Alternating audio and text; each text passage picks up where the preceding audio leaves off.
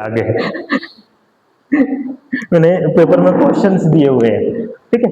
तो rainbow attack में ये था। उसके बाद क्रेडेंशियल स्टफिंग था। हमारे किसी साइट पे, चलो कर, हमारे किसी साइट पे कोई पासवर्ड दे रखा है, तो सेम पासवर्ड को दूसरी जगह पे ट्राई करके हमारा पासवर्ड क्या किया जा सकता है, आइडेंटिफाइड किया जा सकता है। ये बहुत कॉमन चीज है। मैक्सिमम 10 जगहों पे अगर आपका पासवर्ड है, 2-3 जगहों पे आप क्या करते हो, सेम पासवर्ड रख देते हो कि यार कौन याद रखे, ठीक है। देन फिशिंग अटैक था, जो ईमेल के थ्रू हमारे पास मेल आता था और हमसे हमारी पर्सनल जानकारी मांगी जाती थी और हम दे देते थे। की लॉगर्स थे। नेक्स्ट इज, यहां पे हमने छोड़ दिया था स्लेबल अटैक। ऐसे वर्ड जो बहुत छोटे छोटे वर्ड्स होते हैं, उनको कंबाइंड करके पासवर्ड्स को क्या किया जाता है, क्रिएट किया जाता है।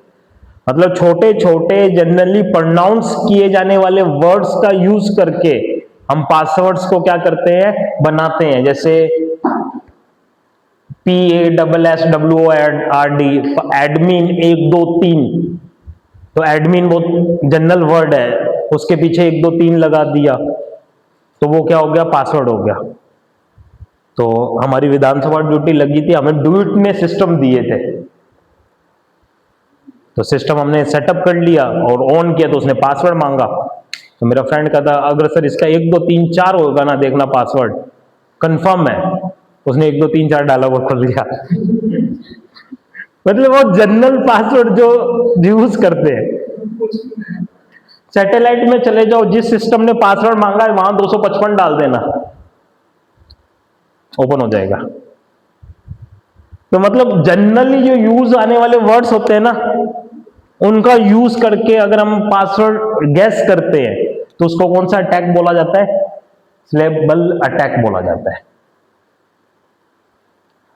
ठीक है। अब इससे बचने के तरीके क्या है, रैंडम पासवर्ड जनरेटर का यूज करो, जो हर बार नया पासवर्ड क्रिएट करे।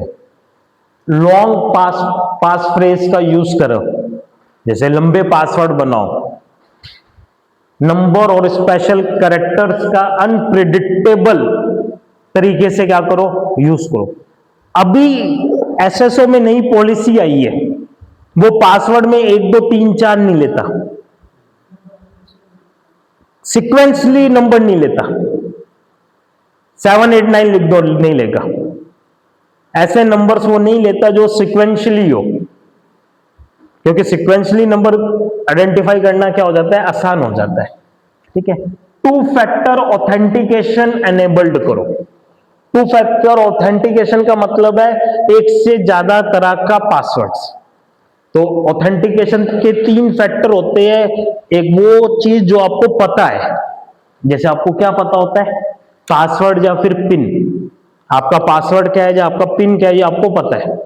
Something you have, sorry something you know, और समथिंग यू हैव, आपके पास क्या आ सकता है, ओटीपी आ सकता है, आपके पास कोई टोकन नंबर आ सकता है, कोई एक्टिवेटर आ सकता है, ऑथेंटिकेटर आ सकता है, जो नंबर की फॉर्म में हो सकता है, जो आपके पास आ सकता है। और जो आप हो, लाइक फिंगरप्रिंट, आई स्कैन, ये सिर्फ आपके पास हो सकता है। आप इनमें से किसी भी 2 फैक्टर ऑथेंटिकेशन का क्या कर सकते हो, यूज कर सकते हो। तो आजकल हर जगह यही यूज होता है, 2 फैक्टर। बैंकिंग में हम लॉगिन करते हैं, फिर वो ओटीपी मांगता है। एसएसओ पे हम लॉगिन करते हैं, फिर किसी पोर्टल पे लॉगिन करते हैं तो वो ओटीपी मांगता है, ताकि गलती से किसी ने ओपन करके छोड़ भी दिया तो दूसरा उसको एक्सेस नहीं कर सके। नेक्स्ट जिससे हम गैस करते हैं उसको बोलते हैं सोशल इंजीनियरिंग बेस्ड गैसिंग। ये हमने कल डिस्कस कर लिया था। जैसे फेसबुक पे आपकी डिटेल्स है, आपका नाम, आपके घर का नाम, आपकी बर्थडे डेट, आपकी hobbies, father name, mother name, city का नेम, आप उनमें से कुछ ट्राई करके आपका पासवर्ड क्या किया जा रहा है, गैस किया जा रहा है। तो पासवर्ड क्या होगा, नाम के पीछे डेट ऑफ बर्थ लगा दो, @ के बाद ईयर लगा के देख लो कि शिशव @1987, ट्राई करके देखो, मेरा जीमेल ओपन हो जाएगा। बदल लूंगा मैं, कोई बात नहीं। लेकिन मेरा जीमेल ओपन हो जाएगा। कोई बात नहीं, मैं बदल लूंगा।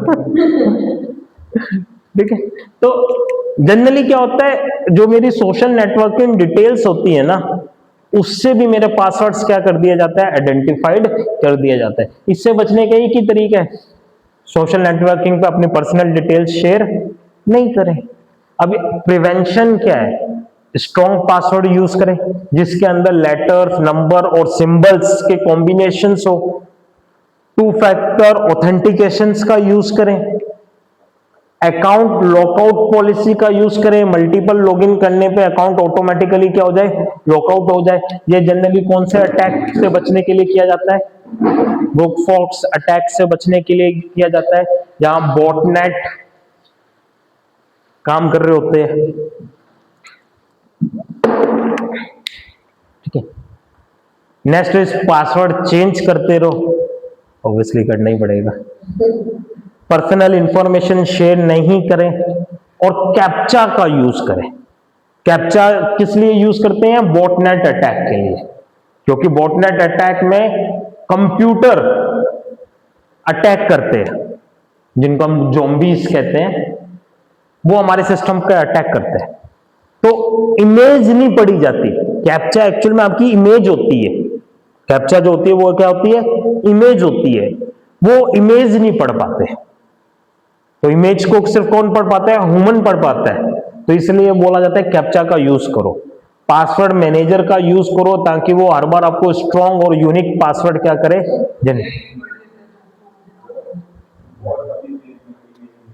इमेज नहीं पढ़ता, इमेज नहीं पढ़ता।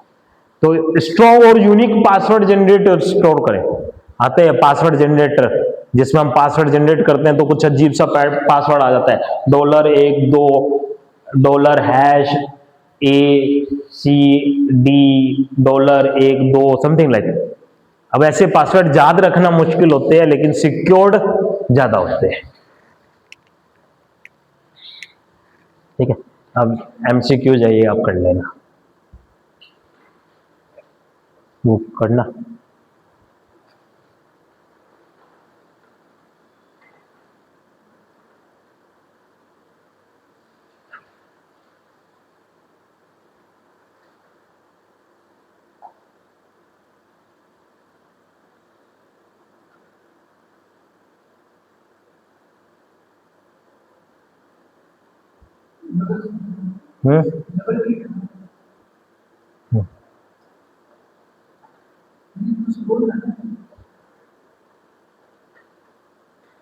मुझे यहीं से था ना। स्पूफिंग होता है बेवकूफ बनाना, ठीक है। तो स्निफिंग होता है, जो आपके पैकेट चल रहे हैं उनको एनालाइज करने के लिए जिन टूल्स का यूज किया जाता है उनको बोला जाता है स्निफिंग टूल्स। स्पूफिंग का मतलब होता है कि बेवकूफ बनाना। ये एक साइबर अटैक होता है जिसमें क्या है, अटैकर अपनी पहचान छुपा लेता है और किसी और की पहचान बनकर आपसे क्या करता है, कम्युनिकेट करता है। इसको क्या बोला जाता है, स्पूफिंग बोला जाता है। इस वो भी ऐसे ही है, उसमें अटैकर क्या बन रहा है, वो एक तरह से कि मेरी जीमेल आईडी ओपन है, तूने मेरी जीमेल आईडी का यूज करके भेज दिया, लेकिन एक्चुअल में मेरी जीमेल आईडी ओपन है। यहां पे अटैकर खुद से काम कर रहा है, वो इसके लॉगिन का यूज नहीं कर रहा। वो इसने कोई पैकेट भेजा, अटैकर बीच में बैठा है, मैन इन मिडल वाले अटैक में। अटैकर ने वो लिया, इसके पैकेट का क्या चेंज कर दिया, सॉरी उल्टा बोल गया। देखो, अटैकर ने अपना पैकेट भेजा और अपने पैकेट में इसका आईपी एड्रेस भेज दिया एज अ सोर्स आईपी, और डेस्टिनेशन में किसका भेज दिया, सर्वर का आईपी एड्रेस भेज दिया। तो सर्वर को तो यही लगेगा ना कि सोर्स का आईपी एड्रेस कौन सा है, 1.2.3.4, लेकिन एक्चुअल में अटैकर ने अपना पैकेट इस आईपी से भेजा है। क्यों नहीं कर सकते, पैकेट ही तो जा रहा है नेटवर्क के अंदर, जा तो क्या रहा है, पैकेट ही जा रहा है ना। तो पैकेट में हेडर जा रहा है और पेलोड जा रहा है। हेडर में क्या है, 1010 स्ट्रिंग्स ही तो है, तो सोर्स का आईपी एड्रेस क्या कर देगा, वो चेंज कर देगा।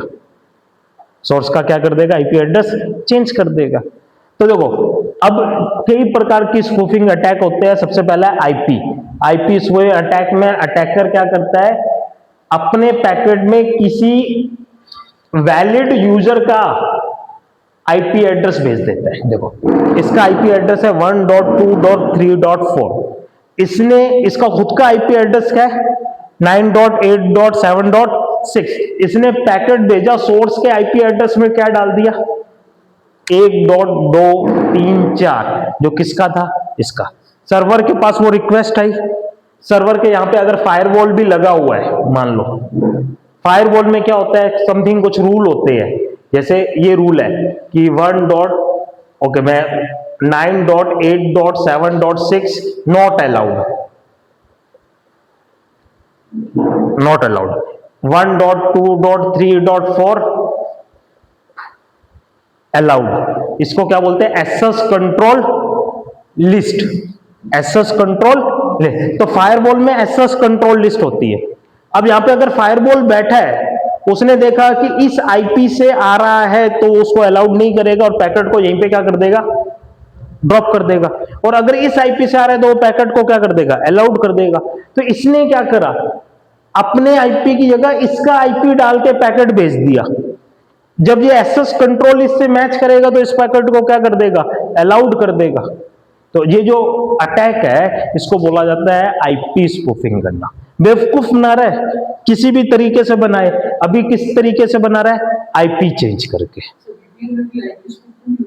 वीपीएन में अटैक होगा तो होगी।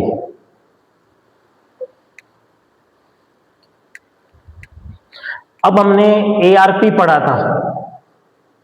एआरपी में क्या होता था, मान लो इसको इसका मैक एड्रेस चाहिए, ये एआरपी रिक्वेस्ट भेजेगा। एआरपी में किसको क्या पता होगा, इसको पता होगा अपना आईपी और मैक एड्रेस। डेस्टिनेशन का आईपी तो इसको पता होगा, लेकिन डेस्टिनेशन का क्या नहीं पता होगा, मैक एड्रेस नहीं पता होगा। तो सोर्स का आईपी और मैक एड्रेस इसको पता होगा, डेस्टिनेशन का आईपी पता होगा और मैक नहीं पता होगा। अब इसको डेस्टिनेशन का क्या चाहिए, मैक एड्रेस चाहिए। तो ये कौन सी रिक्वेस्ट भेजेगा, एआरपी। फुल फॉर्म क्या है, इसको अपना मैक पता है और इसको अपना आईपी चाहिए, तो कौन सी रिक्वेस्ट जाएगी, RARP, reverse address resolution protocol. RARP request भेजेगा ये। ओके भाई, चलो अभी ARP भेजा। ARP रिक्वेस्ट ब्रॉडकास्ट होती है, तो ये ब्रॉडकास्ट गई, ब्रॉडकास्ट गई तो इसके पास भी गया, इसके पास भी गया और इसके पास भी गया। इसने कहा I need MAC address of 10.0.0.1। ये कह रहा है मेरा मैक एड्रेस है 10.0. आईपी एड्रेस है 10.0.0.1 और मेरा मैक एड्रेस है दिस। लेकिन जब ब्रॉडकास्ट हुई तो ये बंदा क्या करेगा, उस पैकेट को क्या कर देगा, डिस्कार्ड कर देगा, क्योंकि ये पैकेट इसके लिए नहीं था। और ये बंदा उसको क्या करेगा, एक्सेप्ट करेगा और अपना क्या भेजेगा, मैक एड्रेस। तो मैक एड्रेस इसके पास चला जाएगा, ये तो जनरल है। लेकिन हैकर क्या कर रहा है, हैकर कह रहा है आने दो, मैं ही हूं, मैं भी रिक्वेस्ट मेरे पास आ रही है ना। तो हैकर क्या कर रहा है, ठीक है, उसने रिक्वेस्ट को एक्सेप्ट करा और अपना मैक एड्रेस इसको भेज दिया, अपना मैक एड्रेस क्या कर दिया, इसको भेज दिया। तो इसने अपने ARP कैश में मैप कर लिया कि 10.0.0.1 जो था ना, उसका जो मैक एड्रेस था वो ये था 11.22.33.44। अब जो भी ये मैसेज इसको भेजना चाहते थे वो मैसेज किसके पास चला जाएगा, इसके पास चला जाएगा। ये भी देगा। अब बात ये जो पहले पहुंच जाएगी वो उसको क्या कर लेगा, एक्सेप्ट कर लेगा, उसने तो अपनी टेबल अपडेट करनी है। तो हैकर जनरली क्या होगा, नॉर्मल यूजर उस रिक्वेस्ट को क्या कर देता है, डिस्कार्ड कर देता है। लेकिन हैकर क्या करेगा, उस रिक्वेस्ट को एक्सेप्ट कर लेगा और खुद का मैक एड्रेस क्या कर देगा, एज ए रिस्पॉन्स भेज देगा, जिससे क्या होगा, जो भी सोर्स था उसकी टेबल में इस आईपी एड्रेस के लिए ये एड्रेस क्या, मैक एड्रेस क्या कर देगा, कॉन्फ़िगर्ड। एक्चुअल में जो भी पैकेट यहां जाने थे वो पैकेट कहां जाने लग जाएंगे, इधर जाने। इसको बोलते हैं एआरपी स्पूफिंग या एआरपी पॉइजनिंग। कई बार ये वर्ड आ जाता है एआरपी पॉइजनिंग। तो देखो हमने एआरपी प्रोटोकॉल अच्छे से पढ़ा हुआ है ना, तो हमारे लिए बहुत आसान काम है। एआरपी पॉइजनिंग एक नेटवर्क अटैक है जिसमें attacker fake ARP message send करके लोकल नेटवर्क में अपनी आइडेंटिटी को किसी ट्रस्टेड डिवाइस के रूप में क्या कर देता है, प्रेजेंट कर देता है। इसमें अटैकर अपना मैक एड्रेस को किसी लेजिटिमेट डिवाइस के आईपी एड्रेस के साथ लिंक कर देता है, जिससे नेटवर्क का ट्रैफिक गलत डायरेक्शन में डाइवर्ट हो जाता है। तो कैसे काम करता है, फेक एआरपी रिप्लाई मैसेज भेजता है, विक्टिम का सिस्टम अटैकर कोई रियल राउटर मान लेता है और उसके थ्रू वो सारा जो भी डेटा ट्रांसफर है वो उसके थ्रू होने लग जाता है। नेक्स्ट है डीएनएस स्पूफिंग। अब डीएनएस क्या काम करता था,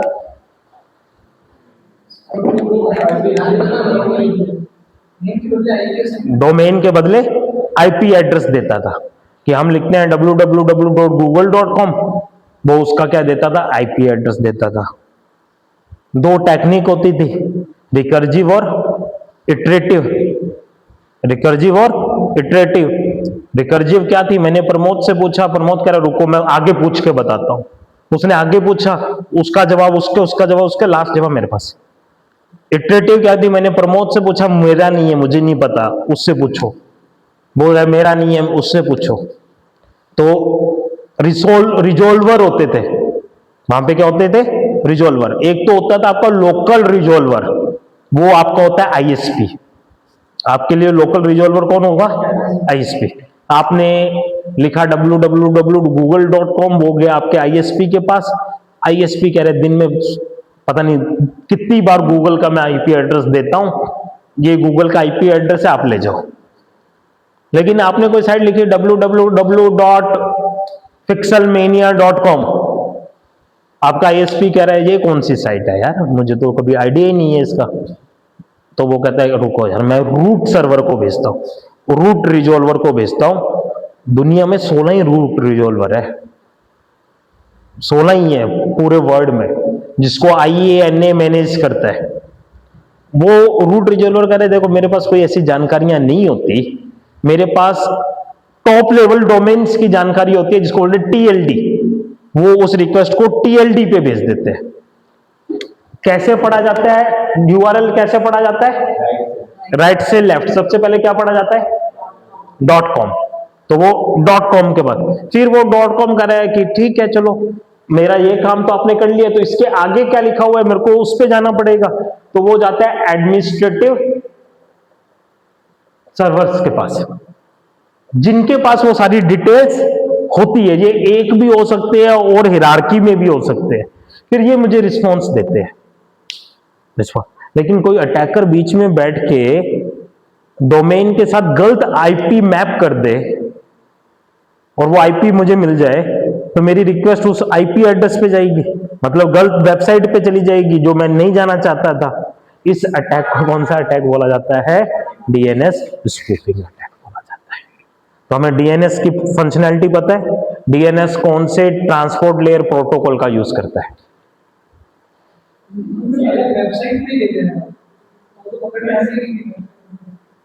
अगर वेबसाइट सेम दिखने जैसी हुई तो दिक्कत है। यूडीपी का, तो डीएनएस यूडीपी प्रोटोकॉल का यूज करता है और पोर्ट नंबर 53 पर रन होता है। कौन से पोर्ट पे रन होता है, 53 नंबर पोर्ट पे रन होता है। ठीक है, तो यहां पे देखो अब एक साइबर अटैक है जिसमें अटैकर डीएनएस रिकॉर्ड को मैनिपुलेट करके यूजर को किसी फेक वेबसाइट पर रीडायरेक्ट कर देता है। चलो एक इसी का एक फेमस अटैक है जिसका नाम है फार्मिंग अटैक। एक हमने पढ़ा था फिशिंग, उसमें क्या होता था, लेकिन यूजर को क्लिक तो करना पड़ता था ना लिंक पे। हमारे पास ईमेल आया, आपको ऑफर मिला अमेजोन पर, आज ही खरीद लो सब कुछ, नीचे क्लिक करो, क्लिक करा, अमेजोन की वेबसाइट पे गया, लॉगिन करो, लॉगिन किया, आगे पेज पे आ गया sorry 404 error, page not found. ठीक है, लेकिन एक्चुअल में जो वेबसाइट पे मैंने अपने यूजर क्रेडेंशियल्स डाले थे वो वेबसाइट गलत थी। ठीक है, वो अटैक है फिशिंग अटैक, जिसमें यूजर को उस क्लिक पे, उस लिंक पे क्लिक करना पड़ा। फार्मिंग अटैक में यूजर को जबरदस्ती ऐसी वेबसाइट पे ले जाया जाता है जिसपे वो जाना नहीं चाहता, लेकिन उस पर यूजर को कहीं पे क्लिक नहीं करना, अपने आप ही क्या हो रहा है, वो ऐसी वेबसाइट पे पहुंच जाता है जिसपे वो जाना नहीं चाहता। ये जो अटैक है, ये कौन सा अटैक है? फार्मिंग अटैक है। तो फार्मिंग एक साइबर अटैक है जिसमें यूजर को उसकी जानकारी के बिना ओरिजिनल वेबसाइट की जगह फेक वेबसाइट पर रिडायरेक्ट कर दिया जाता है।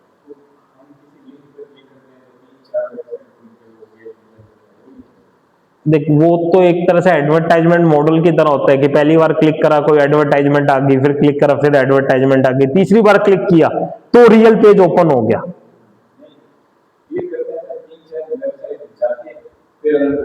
वो तो आपको अलग अलग पेजेस से घुमा के ले जा रहा है। ठीक है, इसमें तो आपको यानी दूसरी गलत वेबसाइट पे चले गए।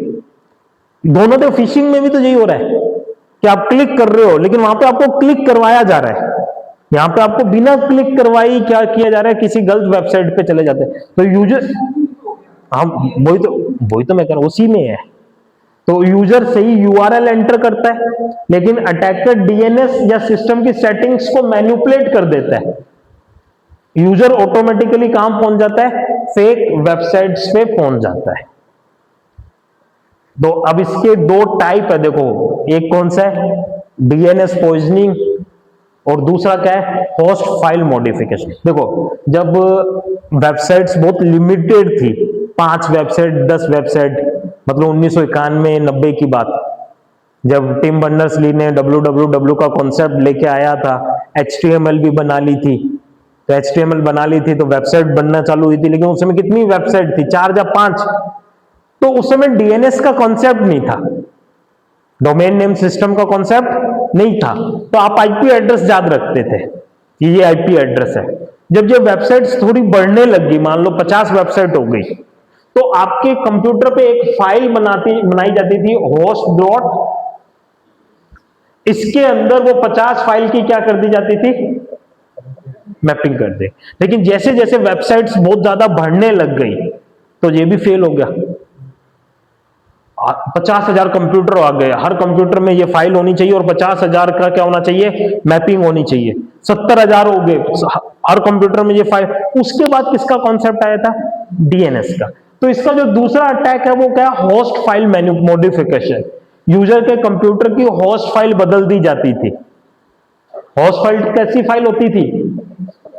Text file. तो मैं नोटपैड के साथ ओपन करूंगा, google.com आईपी एड्रेस किसका? किसी और का डाल दूंगा। अब मैं उस साइट, उस सिस्टम से google.com लिखूंगा तो उसको आईपी एड्रेस किसी और का मिल जाएगा। तो दूसरा जो फार्मिंग अटैक में दूसरा था वो था होस्ट फाइल मॉडिफिकेशन। तो ये अब तो नहीं चलता, क्योंकि अब तो सारा काम किससे होता है? डीएनएस से होता है। पहले ये काम होता था कि आपको host.txt फाइल बना देते थे, उसमें सबकी क्या लिख देते थे? आईपी एड्रेस और डोमेन नेम, और उससे क्या करते थे? मैपिंग की जाती थी। ठीक है, नेक्स्ट इज ईमेल स्पूफिंग। आपके पास एक मेल आया जिसपे लिखा हुआ है सेंडर का नेम प्रमोद है, लेकिन एक्चुअल में प्रमोद ने वो मेल नहीं भेजा था, वो मेल किसी और ने भेजा था, लेकिन मेरे को लगा वो मेल किसने भेजा है? प्रमोद ने भेजा है। इसको क्या बोला जाता है? ईमेल स्पूफिंग बोला जाता है। मैक स्पूफिंग, कंप्यूटर जब अपना कुछ फ्रेम भेजेगा, फ्रेम के अंदर मैक एड्रेस क्या कर बदल के भेजेगा ताकि हमें लगे कि कोई वैलिड नेटवर्क से ये मेल आया है। इसको क्या बोला जाता है? MAC spoofing. Website attacker original website की जगह कौन सी वेबसाइट पे ले जाएगा? फेक वेबसाइट पे ले जाएगा। तो ये स्पूफिंग अटैक है। ठीक है, इससे बचने के तरीके वही है, फायरवॉल लगाओ, आईडीएस लगाओ, एनक्रिप्शन टेक्निक्स का यूज करो, 2FA ऑथेंटिकेशंस का यूज करो, DNS security extensions, email filtering, spam protection, इनका यूज करो। चलो, कल मैंने ये वैसे समझा दिया था, एक बार जल्दी से मैं समझा देता हूं। SQL injection attack. देखो, एसक्यूएल एक क्वेरी लैंग्वेज है जिसका यूज डेटाबेस के साथ इंटरेक्शन करने के लिए किया जाता है, और एसक्यूएल को जनरली हम डायरेक्टली यूज नहीं करते। एसक्यूएल को हम जनरली डायरेक्टली यूज नहीं करते। एसक्यूएल हम किसी ना किसी प्रोग्रामिंग लैंग्वेज का यूज करके,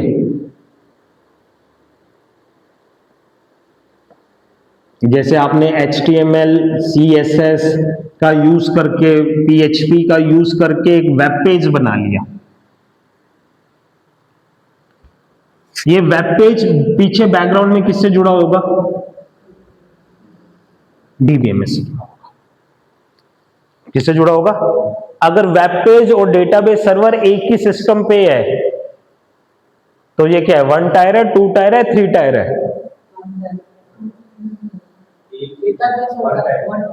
1 टायर। अगर दोनों एक ही सिस्टम पे तो ये क्या कहलाएगा? 1 टायर। अगर दोनों अलग अलग सिस्टम पे और डायरेक्टली इंटरेक्शन कर रहे हैं तो 2 टायर। अगर दोनों अलग अलग सिस्टम पे लेकिन बीच में इंटरमीडिएट के थ्रू इंटरेक्शन कर रहे हैं तो 3 टायर। ये हमने डेटाबेस में पढ़ा था। तो वेब पेज डीबीएमएस से कॉन्टेक्ट करेगा, तो इसके लिए हमने मान लो कौन सी लैंग्वेज का यूज करा हुआ है? PHP, hypertext pre processor language का यूज किया हुआ है, जो डायनेमिक प्रोग्रामिंग लैंग्वेज है, जो डायनेमिक वेबसाइट्स बनाने का काम करता है। तो ये यहां से क्या भेजेगा और ये यहां से क्या देगा? रिस्पॉन्स देगा। क्वेरी लिखने के लिए जैसे यहां पे हमने एक क्वेरी लिखी हुई है, सेलेक्ट स्टार फ्रॉम टेबल का नाम, वेयर यूजर नेम एडमिन है और पासवर्ड क्या है? 1 2 3 4। ये कहीं ना कहीं हमने यहां से पास किया है डीबीएमएस में, तो हमने यूजर से ऐसा कुछ लिया हुआ है, यूजर नेम, पासवर्ड और लॉगिन। तो यूजर नेम में डाला है एडमिन, पासवर्ड में डाला है 1 2 3 4 और क्लिक कर दिया लॉगिन पे। लॉगिन पे क्लिक करने पर मेरे डेटाबेस में क्या क्वेरी गई है? Select star from users where user name equals to admin and password equals to 1 2 3 4। लेकिन बीच में हैकर ने क्या करा? यहां पे एक काम करा, और 1 इक्वल 1 और 1 इक्वल 1। ये तो हैकर, हमने इनपुट ही तो करना है, तो मैंने उसके अंदर क्या लिख दिया? और 1 इक्वल 1। तो एक्चुअल में मेरी क्वेरी क्या चलेगी? Select star from user where user name equals to admin, अच्छा इसने इसके अंदर लिख दिया मैंने उधर, and password equals to anything और 1 इक्वल 1 और 1 इक्वल 1। अब जब डीबीएमएस इस क्वेरी को रन करेगा ना, तो डीबीएमएस कहेगा चलो ये सही है, ये फॉल्स है, ये भी क्या है? ट्रू है। पहले एंड रन करेगा, एंड का आउटपुट आ जाएगा फॉल्स। एंड में क्या होता है? नेटवर्किंग, इलेक्ट्रिकल वाले इस चीज को, डायग्राम को बहुत अच्छे से जानते हैं। ये किसका है? एंड का। इधर 0 पास करूंगा, इधर 0 पास करूंगा तो इधर क्या आएगा? इधर 0 और इधर 1 पास करूंगा तो इधर क्या आएगा? दोनों जगह 1 पास करूंगा तो इधर क्या आएगा? 1 आएगा। तो मेरे पास इन दोनों का आंसर आया ट्रू, इसको मैं काट देता हूं, and password equals to anything का आंसर आया फॉल्स। फॉल्स और ट्रू, फॉल्स और ट्रू, और में एक भी ट्रू होगा तो ओवरऑल आंसर क्या आ गया? ट्रू आ गया। तो इस क्वेरी का आंसर क्या आ गया? ट्रू आ गया। ट्रू आते ही इसने मुझे यहां से क्या दे दिया? रिस्पॉन्स दे दिया, और मेरा हो सकता है फेसबुक का पेज ओपन हो गया। मैंने पासवर्ड गलत डाला, फिर भी मेरा फेसबुक का पेज क्या हो गया? ओपन हो गया। क्यों ओपन हो गया? क्योंकि जिन फील्ड्स में मैं इनपुट दे रहा हूं ना, उन फील्ड में मैंने कुछ ट्रिकी इनपुट दिए। सोच समझ के इनपुट दे दिए, कोई फर्क नहीं पड़ना ना। ये फॉल्स और फॉल्स फॉल्स बनाता, उसके साथ वो ट्रू मिलता, कोई फर्क नहीं पड़ना, तो भी ट्रू हो जाएगा, कुछ भी हो जाएगा, या चाहे यहां पे भी मत डाल कुछ भी। तो इस टेक्निक का यूज करके हमारे डीबीएमएस से हम क्या ले सकते हैं, इंफॉर्मेशन ले सकते हैं अनएथिकली। तो इस अटैक को क्या बोला जाता है, एसक्यूएल इंजेक्शन अटैक बोला जाता है। तो इसका जो प्रिवेंशन के तरीके हैं ना, वो वही है, मेन है कि आप कौन सी क्वेरीज का यूज करो, पैरामीटराइज्ड क्वेरी, जिसके अंदर क्वेरी अलग पास होगी, इनपुट्स जो है वो बाद में अलग पास होंगे, ताकि जो आप इनपुट में भेज रहे हो वो पूरा एज ए इनपुट कंसीडर किया जाए, क्वेरी का पार्ट कंसीडर नहीं किया जाए। तो ये हमने ऑलरेडी कल डिस्कस कर लिया था, आगे चलते हैं। फ्रीकिंग अटैक, कल हमने एक अटैक पढ़ा था डायलर,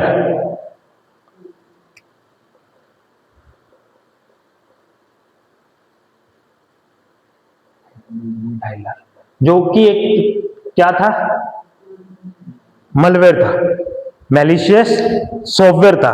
मतलब इस अटैक में आपके मॉडेम पे या आपके सिस्टम में एक सॉफ्टवेयर इंस्टॉल हो जाएगा जो बैकग्राउंड में बैठा बैठा फोन कॉल्स करता रहेगा, अनवांटेड फोन कॉल्स क्या होगा, करता रहेगा, और वो आपका बिल क्या करता रहेगा, बढ़ाता रहेगा। ये कौन सा अटैक था, डायलर। आज हम पढ़ रहे हैं फ्रीकिंग अटैक। ये अटैक पुराने टाइम का अटैक था, जब फोन दूसरे होते थे, घुमा घुमा के फोन करते थे ना, या दबा के बटन प्रेस करके क्या करते थे, फोन करते थे। तो उन फोन्स में क्या होता था, पीछे जो टेलीकम्युनिकेशंस होते थे वो आपस में क्या करते, कॉल्स को कनेक्ट करते थे और टोन्स का यूज करते थे। तो इस अटैक में क्या था कि जब हम कॉल करते थे, अटैकर नॉर्मल कॉल करता था, वो कॉल जाती थी, कम्युनिकेशन स्टार्ट होता था, उस कम्युनिकेशन के बीच में वो कुछ स्पेशल सिग्नल पास कर देता था, जो कितने हर्ट्ज पे होता था, 2600 हर्ट्ज सिग्नल होता था। इस रेंज पे जो टोन जाती थी ना, वो फोन टेलीकम्युनिकेशन सिस्टम में आइडियल सिस्टम या आइडियल कंडीशन को डिनोट करती थी। तो जैसे ये टोन जाती थी तो वो सिस्टम क्या समझता था कि कॉल कट हो गई है, और वो बिलिंग वहां पे क्या कर दी जाती थी, बंद कर दी जाती थी। लेकिन वो कॉल अभी भी क्या रहती थी, एक्टिव रहती थी, और वो फ्री कॉल्स करके आगे उसका क्या करते थे, फायदा उठाते थे। इस अटैक को कौन सा अटैक बोला जाता था, फ्रीकिंग अटैक बोला जाता। ये आपका पिछले बीसीएआई का क्वेश्चन है। Identify the oldest phone hacking technique used by hackers to make free calls, spamming, phreaking, cracking और फिशिंग। तो फ्रीकिंग, तो डायलर मलवेयर था, मलवेयर का मतलब मैलिशियस सॉफ्टवेयर था, जो आपके सिस्टम में एज ए सॉफ्टवेयर इंस्टॉल्ड हो गया और वो अपने आप क्या कर रहा है, कॉलिंग कर रहा है। ये कोई मलवेयर नहीं था, ये क्या था, हमने कॉल किया, कॉल करने के बाद हमने एक स्पेशल टोन भेजी जो कितने हर्ट्ज पे होती थी, 2600 हर्ट्ज पे। तो इसमें एक और वो भी था कि बिसल्स होती है ना, कि आप बिसल सीटी बजा रहे हो, और सीटी इस फ्रीक्वेंसी की अगर आप बजा दो तो भी वो कॉल को क्या मान लेता था, आइडियल मान लेता था। या फिर आप कोई कंप्यूटर से इस फ्रीक्वेंसी की कोई साउंड जनरेट कर दो और उसको फोन पे भेज दो, तो भी वो उसको क्या मान लेता था, आइडियल मान। और वो सोचता था फोन कॉल कट हो गई है, लेकिन वो कट नहीं हो रही होती, सेशन एक्टिव होता है, उसके बाद वो जो भी कॉल्स करता था ना, वो सारी क्या हो जाती थी, फ्री हो जाती थी। इस अटैक को कौन सा अटैक बोला जाता है, फ्रीकिंग अटैक बोला जाता है। स्किमिंग अटैक, ये अटैक बेसिकली होता है आपके एटीएम कार्ड्स, आपके क्रेडिट कार्ड्स, उन पे जब आप उनके पीछे मैग्नेटिक स्ट्रिप लगी होती है ना, जब आपको उसको स्वाइप करते हो तो वो जो भी हार्डवेयर होता है जिस पे आप स्वाइप करते हो उस पे एक एडिशनल हार्डवेयर इंस्टॉल कर दिया जाता है। वो आपके कार्ड की डिटेल को क्या कर लेता है, कॉपी कर लेता है। फिर आप उस कार्ड की डिटेल से वैसा ही एक डुप्लीकेट कार्ड बनवा सकते हो और उसको यूज कर सकते हो। तो इस अटैक को कौन सा अटैक बोला जाता है, स्किमिंग अटैक। पुराने टाइम पे तो ये अटैक किया गया था कार्ड्स पे, एटीएम पे या पीओएस पर। POS means point of sale. Point of sale किसको कहा जाता है, जो हम देखते हैं जियो मार्ट में या वॉलमार्ट में या डी मार्ट में, यहाँ पे बिलिंग होती है, उस पॉइंट को क्या बोलते हैं, पॉइंट ऑफ सेल बोला जाता है। फिर पॉइंट ऑफ सेल पे ये काम किया जाता था जहां पे अटैकर कार्ड स्कैनर या रीडर के ऊपर एक्स्ट्रा हार्डवेयर इंस्टॉल कर देते थे जो बिल्कुल रियल डिवाइस की तरह दिखता और काम करता था। यूजर बिना जाने अपना कार्ड स्वाइप करते थे या अपना पिन एंटर करते थे, लेकिन उसका डेटा क्रिमिनल्स द्वारा चोरी कर लिया जाता था। इस स्टोलन डेटा का यूज करके फ्रॉडस्टर्स नए कार्ड बना लेते थे जो ओरिजिनल कार्ड की तरह ही काम करते थे। इससे बचने के लिए कार्ड कैसे आने लग गए थे, चिप बेस, जिसमें स्ट्रिप नहीं होती थी, चिप लगी हुई होती थी। तो इससे बचने के लिए कार्ड कैसे बनाने लग गए, चिप बेस बनाने। फिर जब ऑनलाइन शॉपिंग का टाइम आ गया तो कार्ड वाला काम तो खत्म हो गया। तो अब जब हम ऑनलाइन करते हैं तो हम अपने कार्ड्स की डिटेल एंटर करते हैं, कार्ड स्वाइप नहीं करते। तो ये अटैक होने की पॉसिबिलिटी क्या हो गई, कम हो गई। लेकिन एक सॉफ्टवेयर है जिसको बोलते हैं मेक्स कार्ड, ठीक है, जो आज के टाइम का सबसे पॉपुलर वेब स्क्रैपिंग टूल्स है, जो क्या करता है, जैसे ही आप एटीएम कार्ड्स की अपनी डिटेल्स फिल करते हो ना, वो सारी डिटेल्स को क्या कर लेता है, कॉपी कर लेता है और दूसरी साइट्स पे जाके सेम डिटेल्स के साथ क्या कर लेता है, शॉप कर लेता है। वो एक एक्स्ट्रा सिक्योरिटी फीचर हो गया ना वो। तो जनरली ये उन साइट्स पे अटैक करता है जहां पे मतलब सिक्योरिटी फीचर बहुत कम होते हैं। Next is zero day attack.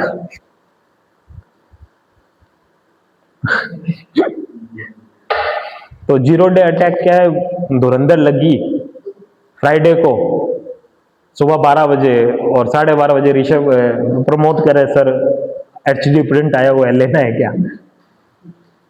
वो समझ ही नहीं पा रहे यार, अभी तो रिलीज की है, 15 मिनट में एचडी प्रिंट पहुंच गया बाजार में, है ना। तो ये कैसे हुआ, मतलब आपने कोई सॉफ्टवेयर बनाया, उसको लॉन्च किया, लेकिन लॉन्च हुआ ही नहीं था, उससे पहले ही क्या अटैकर को उसकी कोई कमी पता चल गई और कमी, अटैकर ने उस कमी का यूज करके उस पर क्या कर दिया, अटैक कर दिया। जो जिसने बनाया है, जो उसको यूज कर रहे हैं, उनको अभी तक पता ही नहीं चल रहा है कि अटैक हो भी चुका है। इस अटैक को बोला जाता है जीरो डे, मतलब जिससे बचने के लिए एक भी दिन नहीं मिला मुझे, जिससे बचने के लिए मेरे पास एक भी दिन नहीं था। उस अटैक को क्या बोला जाता है, जीरो डे अटैक बोला जाता है। यहाँ पे मैंने वही एग्जांपल कहीं से कॉपी किया था, जब कोई मूवी, म्यूजिक या सॉफ्टवेयर का पायरेटेड वर्जन ऑफिशियली रिलीज के साथ जब उससे पहले ही अवेलेबल हो जाता है तो उसे क्या बोला जाता है, जीरो डे बोला जाता है। किसमें, किस चीज का, सॉफ्टवेयर का, हाँ आ सकते हैं ना। टोरेंट में आता है ना, टोरेंट में पहली मूवीज आ जाती थी। और टेलीग्राम क्यों बैन हो रहा है कि कोई मूवी ढूंढ लो उसमें, हाँ टेलीग्राम पे कुछ भी आप सर्च कर लो, पिक्चर आती थी, उसका वर्जन मिल जाता था। तो इस अटैक को, जिसमें एक्चुअल में देखो एक सिक्योरिटी रिस्क होता है किसी सॉफ्टवेयर में जो अभी तक पब्लिकली नॉन नहीं होता और वेंडर को भी इसके बारे में कोई पता नहीं होता। वह मेथड होता है जिसका यूज अटैकर वल्नरेबल सिस्टम को एक्सेस करने के लिए करते हैं। इसलिए कहा गया है क्योंकि ये अटैक कब होता है, जब टारगेट को वल्नरेबिलिटी के बारे में पता भी नहीं होता।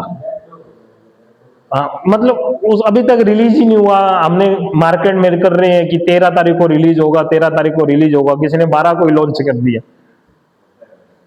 तो ऐसे अटैक को क्या बोला जाता है? जीरो डे अटैक बोला जाता है।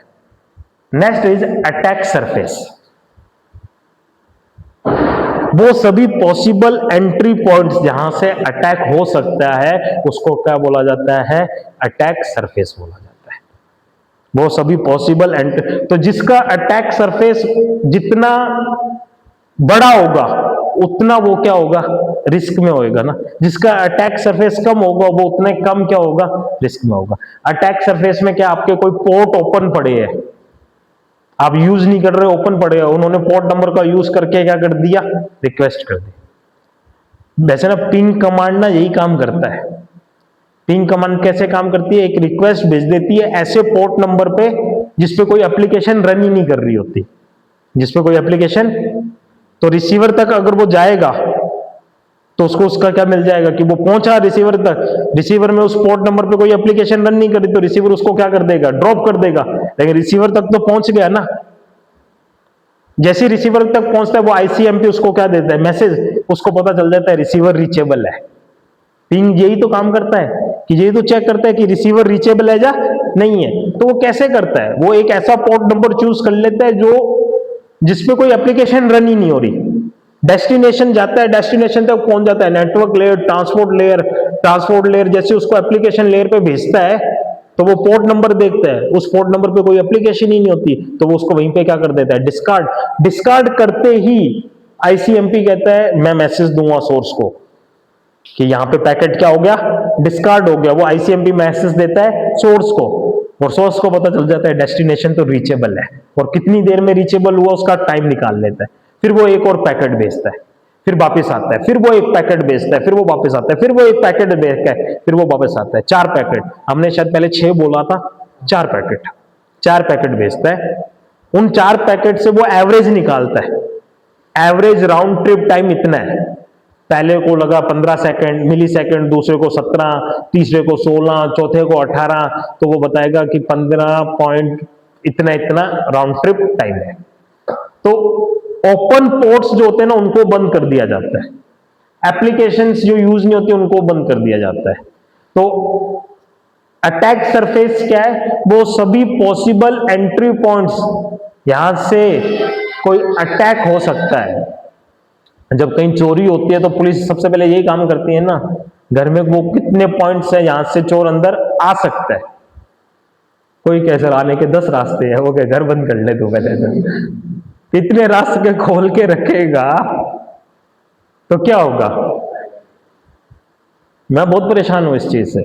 मेरे बच्चे यहां से आते हैं, ये गेट खुला छोड़ते हैं, फिर अंदर वाला गेट खोलते हैं, फिर यहां से पीछे वाला गेट खोलते हैं, फिर उसके पीछे वाला गेट खोलते हैं, फिर लास्ट वाला गेट खोल के चले जाते हैं।